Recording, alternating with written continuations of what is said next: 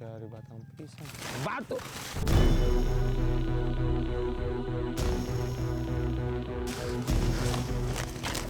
Pelan-pelan kakak, aduh.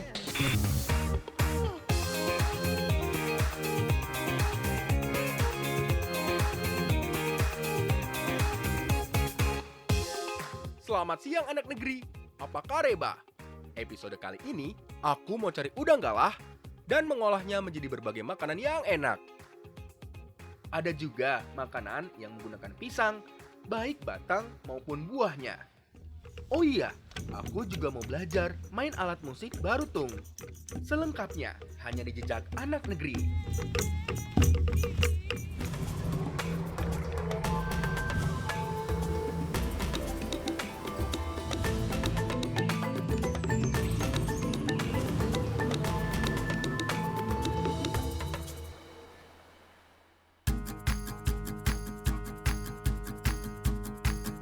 Sekarang, saya sedang menjelajah salah satu desa yang ada di Polewali Mandar. Aku mau cari kunyi alias kunyit. Katanya, ada salah satu desa yang banyak terdapat kunyit yang tumbuh liar. Di mana itu kunyi? Ini sudah kunyi.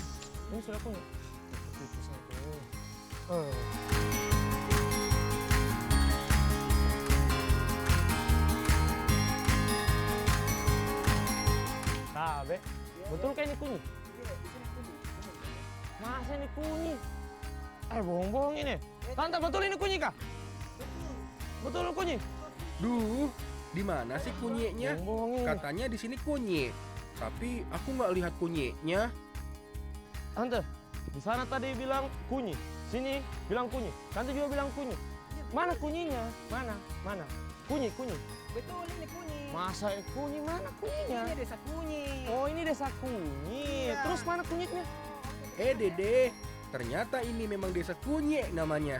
Pantas saja orang-orang bilang ini kunyit.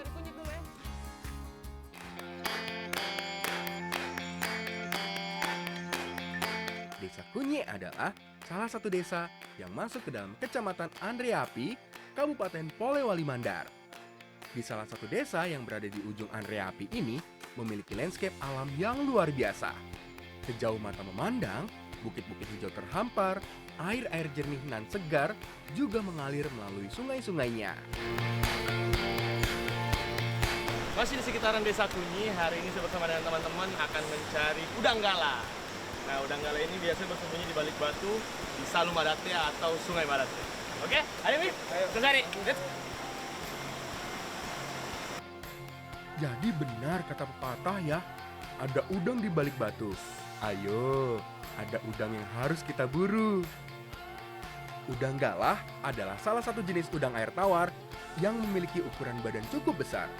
Ciri lain yang paling jelas adalah adanya capit di bagian badannya. Udang galah seperti ini biasanya hidup di perairan tawar yang dangkal. Makanya, kami hanya perlu menenggelamkan sebagian kepala untuk melihat buruannya. Tidak perlu berendam sepenuhnya.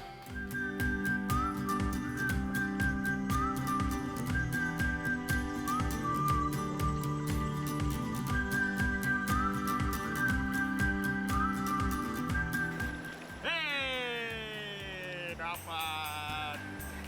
Mencari udang galah atau urang galah ini memang cukup sulit ya, karena dia berada dan bersembunyi di balik bebatuan. Nah, makanya kita menggunakan ini, tembak ini dan juga kacamata biar bisa nangkap udang galah. Kalau orang-orang tua zaman dulu, pasti memakai kacamata kayu seperti ini. Buatan tangan sendiri, sebelum ada sentuhan teknologi. Nah, udah banyak ini nih, udang galahnya. Yuk kita bawa pulang untuk dimasak.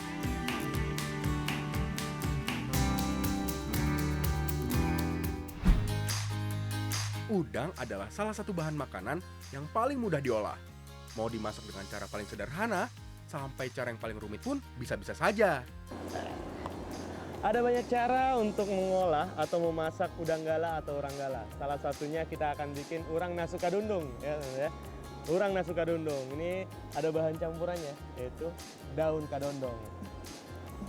Ayo tante, itu lagi dipotong. Urang Nasukadungdung adalah sebutan masyarakat di Desa Kunyi untuk menyebut udang yang dimasak dengan daun kedondong. Sebelum dimasak, aku harus kupas udang galah ini biar lebih nikmat saat disantap. Soalnya bumbu-bumbunya jadi mudah meresap. Seperti yang saya bilang tadi, urang Nasukadundung ini ada campuran daun kedondongnya. Nah, daun kedondong ini berfungsi sebagai perasa asam karena memang dia memiliki cita rasa yang asam ya. Asam sekali. Kita coba. Hampir seperti asam, kadungdung atau kedongdong juga memiliki karakteristik rasa asam baik pada buah maupun daunnya. Biarpun rasanya luar biasa asam kalau dimakan langsung begini, rasanya jadi lebih segar kalau diolah jadi masakan.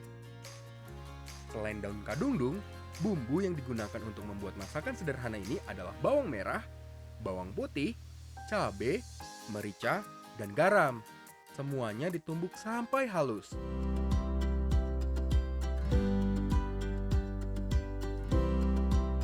Sip, semua bahan sudah siap nih. Sekarang saatnya kita masak.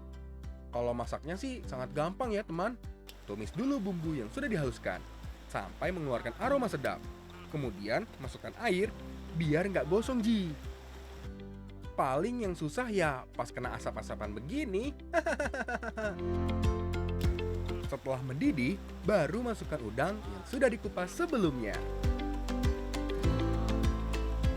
Kalau daun kedongdong, masukkan terakhir aja, setelah urang atau udangnya matang. Jadi tidak terlalu layu ya, rasa asamnya juga tidak terlalu dominan. Kalau suka pedas, juga bisa ditambah dengan potongan cabai ya. Kalau aku sih jelas suka. Makin pedas, makin nikmat. Mamik.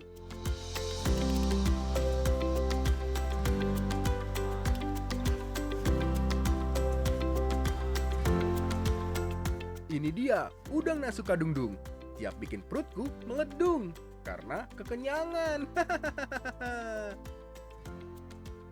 Jadi sebenarnya Nasukadundung ini adalah sejenis sop yang memiliki cita rasa asam. Nah, bukan cuma udang, bisa juga menggunakan ayam, sapi, ikan, hati, perasaan, mantan, chattingan kita, semuanya. Selain enak, si hijau segar ini juga banyak manfaatnya loh.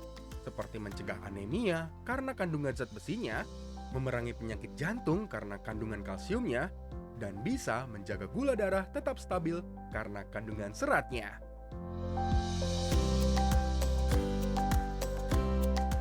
Masih berhubungan dengan udang atau urang gala yang kita sudah tangkap. Nah, kali ini kita akan masak namun berbeda karena kita menggunakan paria atau pare. Kalau tadi menggunakan daun kedongdong sebagai bahan campuran, sekarang kita menggunakan paria atau pare sebagai bahan campurannya.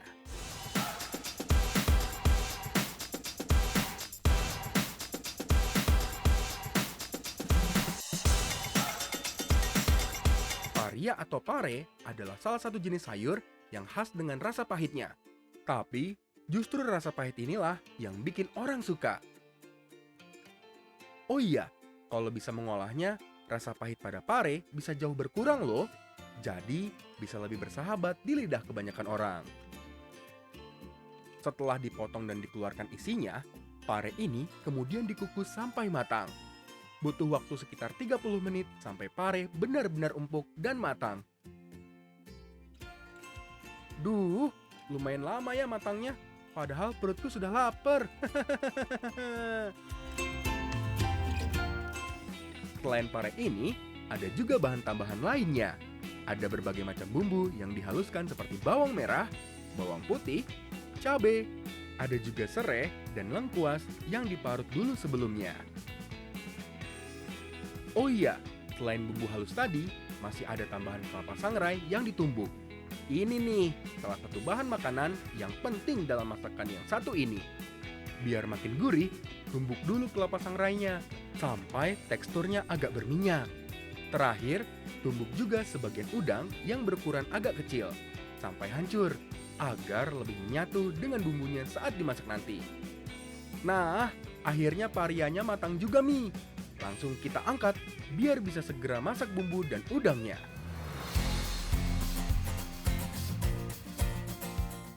Sip, Sekarang kita tumis dulu bumbu halus yang sudah ditumbuk tadi. Tumis juga udang yang sudah dihaluskan. Kalau udang yang masih utuh, bisa masuk sekalian juga Mi. Biar sekalian kena bumbunya. Jadi lebih enak nanti.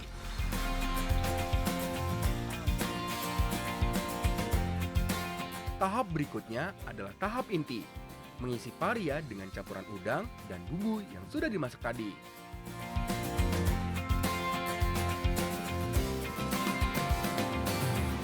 Nah, ini yang akan kita masak. Ada pare dan juga udang atau urang. Jadi namanya paria kambu urang. Nah, seperti namanya, di dalam sini nanti akan kita kasih kelapa sangrai dan juga ada udangnya.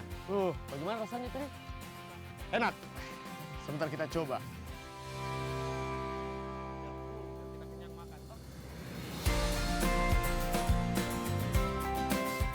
Kelapa sangrainya juga sudah dicampur dengan bumbu dan udang halus tadi. Sebenarnya, paria kambu adalah olahan paria yang diberi isian kelapa sangrai seperti ini. Kalau dagingnya, selain udang juga bisa diganti dengan ikan, ayam, atau daging. Biar makin enak, kasih udang yang gede ini di dalamnya ya. Tuh, jadi bagus kan tampilannya?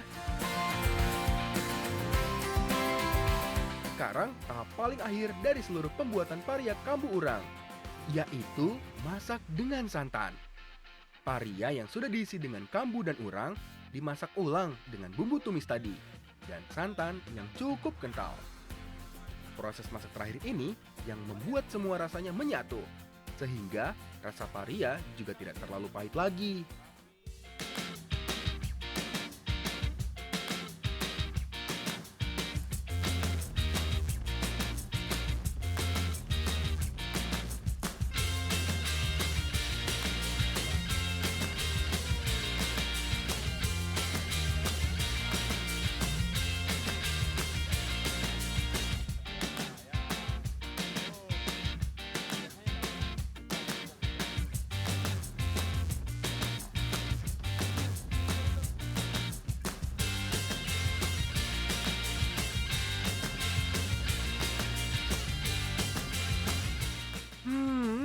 Kalau tampilannya sudah begini, siapa lagi yang berani menolak?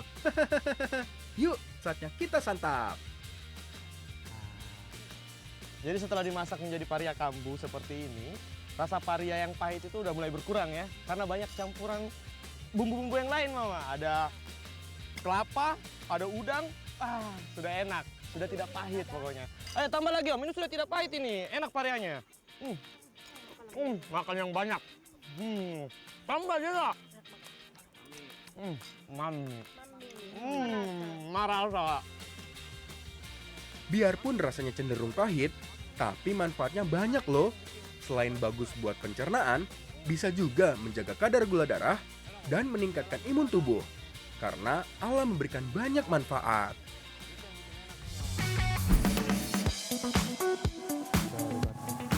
Batu. Aduh, Kak Gugun ini Pelan-pelan kakak, aduh.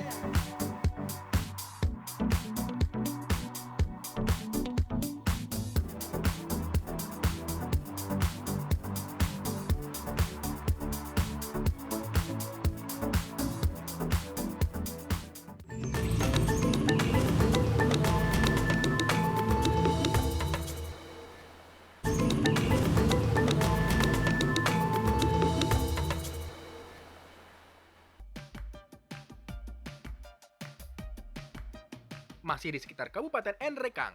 Sekarang, aku lagi berada di Desa Mata Alo. Aku dan Kak Gugun mau cari batang pisang. Tapi bukan sembarangan batang pisang. Soalnya yang kita cari adalah pisang batu. Yang mana ini bisa dipotong? Yang ini. Jadi kita sedang cari batang pundi batu atau batang pohon pisang batu. Ya, katanya ini enak untuk dimasak. Ayo kita potong. Pisang batu adalah jenis pisang yang memiliki banyak biji di bagian buahnya. Walaupun buahnya jarang dimanfaatkan, tapi beda halnya dengan daun, jantung, hingga batang pisangnya. Justru pisang batu ini lebih sering digunakan. Cari batang pisang batu.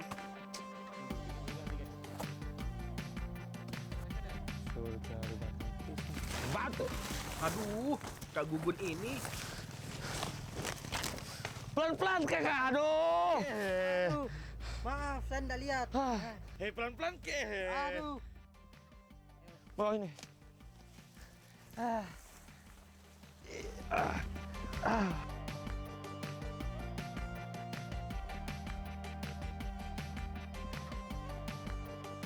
Ada yang penasaran? Mau aku olah jadi apa? Sabar ya, aku mau bawa dulu batang pisangnya. Aduh, karena medannya miring, terus batang pisangnya lumayan berat, aku jadi jatuh menggelinding begini. Tapi si Alda malah khawatir dengan batang pisangnya, bukan dengan akunya.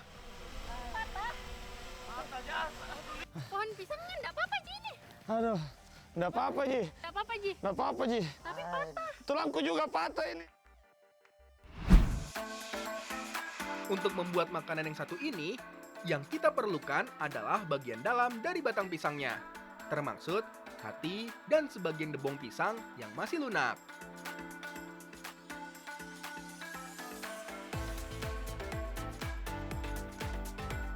Nah, ini dia batang pisang yang sudah susah payah saya cari tadi, mah. Ini akan saya masak came burak. Iya, benar kan, mah? Came burak dan ini akan dicampur dengan keong atau koteng. Nah, ayo, mah, kita potong ini. Came adalah sebutan masyarakat Enrekang untuk menyebut aneka olahan sayur. Sedangkan burak berarti makanan pisang ini. Zaman dulu, selain pisang dan jantung pisang, batang dan bonggol pisang pun sering digunakan untuk bahan makanan. Setelah dikupas, potong batang pisang bagian dalam ini dengan ukuran yang cukup tipis. Jadi, sedikit informasi buat teman-teman semua bahwa untuk membuat came barak, Cambe burak. came burak. Came burak itu memerlukan batang pisang khusus, yaitu dari pisang batu. Jadi tidak semua pisang bisa dibikin jadi came burak. Came barak atau came burak? Cambe burak. Susah sekali ya. Penyebutannya saya susah. Rasanya juga enak atau susah? Enak. Aduh. Bumbu yang digunakan cukup sederhana. Cukup haluskan bawang merah, bawang putih, cabai, lada, kunyit, dan bumbu gurih lainnya. Kak Dandi, jangan lupa juga dengan parutan kelapanya. Bukan came burak namanya kalau tidak menggunakan parutan kelapa. Parutan ini yang bikin masakan Enrekang yang satu ini jadi lebih gurih. Sip, sudah siap ini. Sekarang saatnya kita masak. Membuat came burak ini caranya sangat sederhana. Cukup tumis semua buah yang sudah dihaluskan, ditambah dengan serai yang sudah digeprek. Beri dengan sedikit air. Kemudian, masukkan burak atau batang pisang yang sudah diiris. Aduk-aduk sampai agak layu. Nah, bener banget Kak Dandi. Setelah itu, masukkan parutan kelapanya. Kelapa yang dipakai itu nggak perlu diperas jadi santan. Jadi langsung aja sama ampas-ampasnya biar teksturnya tuh berasa. Ya kan, Mah? Iya. Iya bener. Benar itu Alda, jadi lebih gurih nanti hasilnya. Terakhir, masukkan keong atau kotang yang sudah direbus sebelumnya. Mama, Alda, bantu aduk-aduk ya, biar semua rasa tercampur, matangnya juga rata. Aku mau urus ini apinya. Anginnya kencang, jadi susah sekali dikontrol ini apinya. Kenapa sih pada ketawa? Ada yang salah ya dengan muka saya? Kenapa mukanya? Hitam kah? Iya. Serius kah? Aduh, Mama. Oh iya, Aduh. wah, saking konsennya nyalain api, nggak sadar muka kena arang semua. Nggak apa-apa lah, yang penting came buraknya sudah matang dan siap dihidangkan.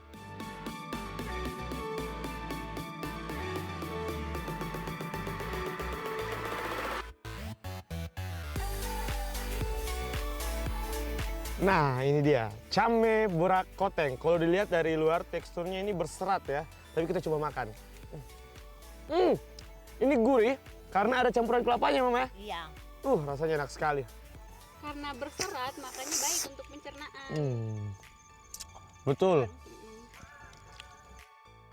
Selain dicampur dengan kotang, Came burak juga bisa dimasak dengan ayam rebus, daging, dan aneka bahan makanan lainnya. Di kalangan suku Duri, Enrekang, came burak selalu ada di setiap acara pernikahan, hari raya, dan acara adat lainnya. Semua bahan ini kita bisa dapatkan di alam. Alam Indonesia memang sangat luar biasa ya, Mama ya? Iya. Karena alam memberi banyak manfaat.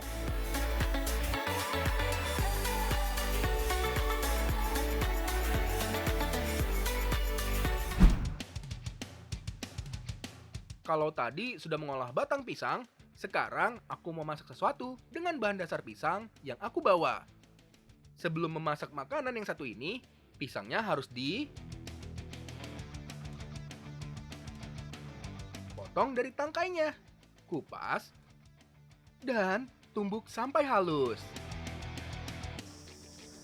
Masih di kawasan Dante Pain, sambil menikmati keindahan Gunung Nona, kali ini kita akan masak kue tradisional dari Enrekang, namanya lapa jamu. Nah, ini berbahan dasar pisang, ada terigu, ada gula, dan juga,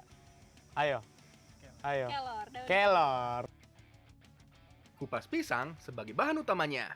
Butuh lumayan banyak pisang ini, makanya saya bawa satu tandan. Biar lebih puas.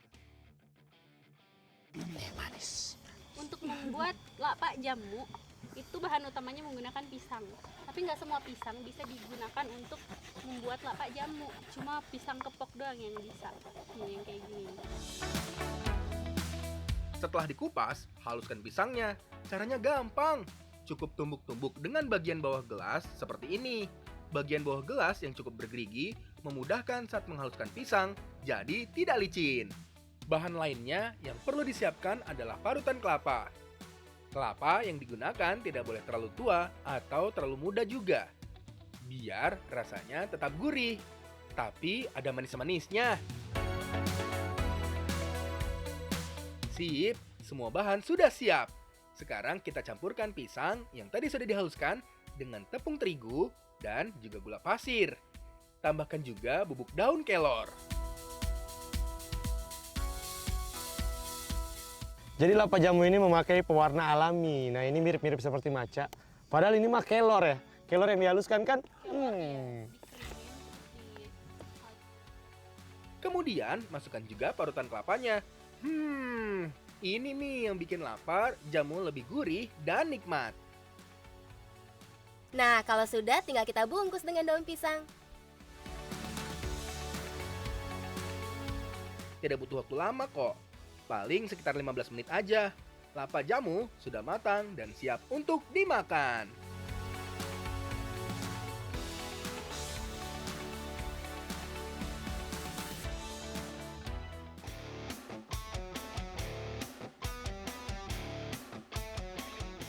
Kak Dandi, lebih seru makan lapa jamu dengan anak-anak.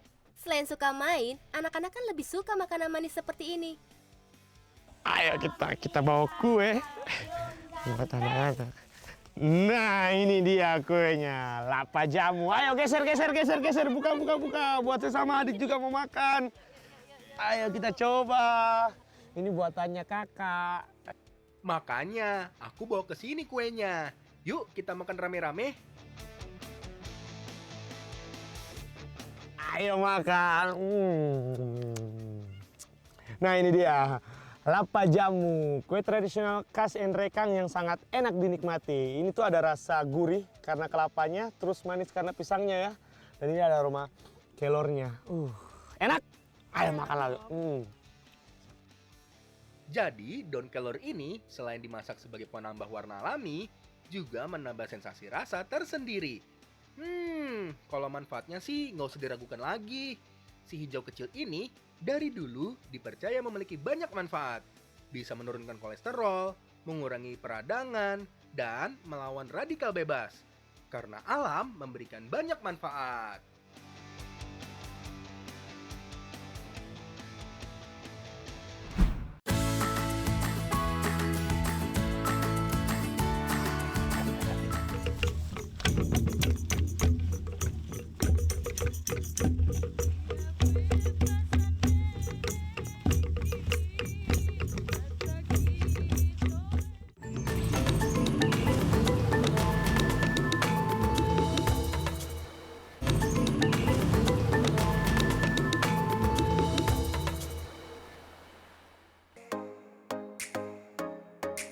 masih di Nrekang, Sulawesi Selatan.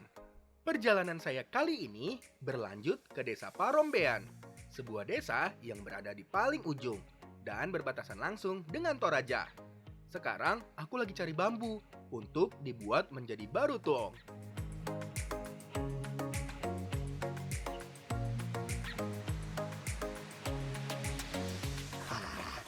Jadi setelah bambunya ditebang, ini lalu dipotong, kurang lebih 1 meter ya? 1 meter, lalu kulit luarnya dikupas agar suaranya lebih merdu. Semakin tipis kulitnya, semakin merdu suaranya. Dan semakin gampang dipegang.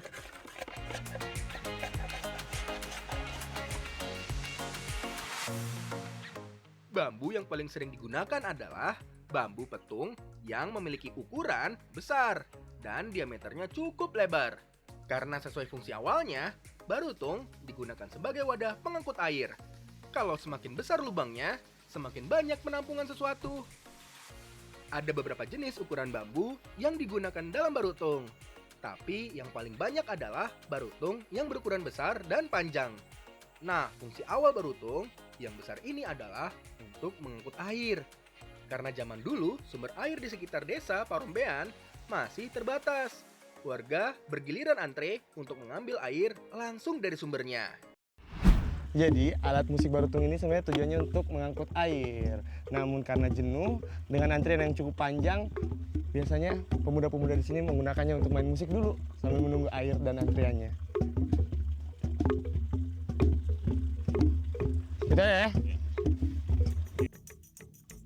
Sambil menunggu, mereka memukul-mukul barutung ke tanah. Tanpa sengaja ada bunyi bagus yang ditimbulkan. Oh, harus antri. Kak Dandi, ini sudah giliran kita. Ayo kita isi airnya. Iya. Kita ambil Ayo kita isi sampai penuh.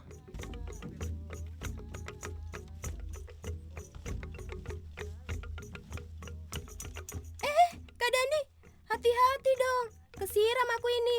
Basah semua kan jadinya. Maaf Alda, nggak sengaja. Mau pamit tadi dengan bapak di sana. Sekarang saatnya memainkan alat musik barutung dari Parombean.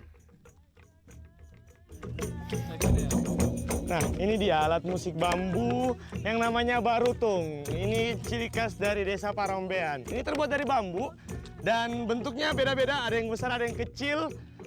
Namun dimainkan dengan harmoni yang sangat indah oleh teman-teman di Parombean.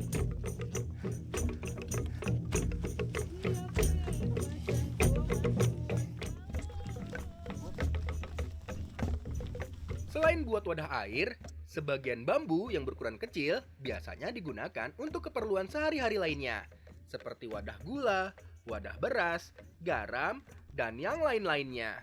Tergantung ukuran bambunya. Ukuran bambu-bambu yang berada ini justru menghasilkan harmoni yang indah saat dihentakkan bersamaan di atas tanah.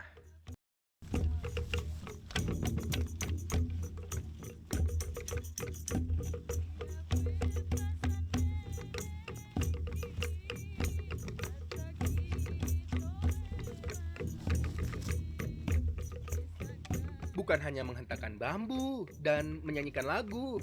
Di tengahnya ada 2 orang yang saling beradu. Wah, jadi biasanya kalau ada acara barutung seperti ini pasti ada manca atau pancak silatnya. Tujuannya itu untuk ajang unjuk gigi atau tarung ilmu. Namun seiring berjalannya waktu, fungsi dari manca atau pancak silat ini kian berubah. Kalau sekarang mirip-mirip ya menari, dan ini biasa dilakukan setiap ada acara adat atau syukuran di desa Parombean.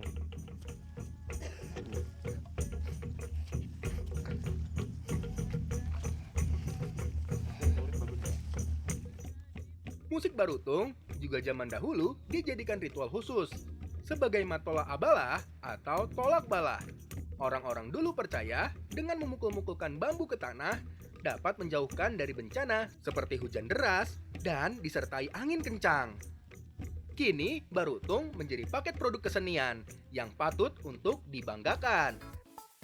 Karena alam memberikan banyak manfaat.